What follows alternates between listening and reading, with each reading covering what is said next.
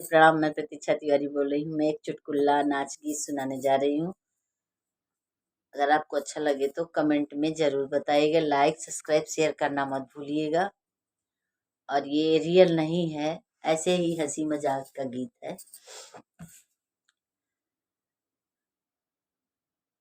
सासु झगड़ा जिन मचाव हम कयल कैदना, लय लयापन टाठी लोटा, लय लयापन बटुआ, हमरे पापा के बटुआ हमरे ओरिया कैदना।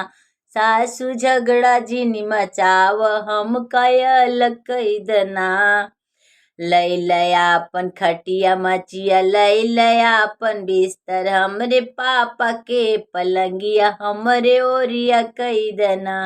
सासु झगड़ा जिन मचाव हम कयल कैदना, लय लयापन लड़का बच्चा, लय लहुरा देवरवा, हमरे पापा के दमदवा हमरे ओरिया कैदना। सासु झगड़ा जिन मचाव हम कयल कैदना, सासु झगड़ा जिन मचाव हम कयल कैदना।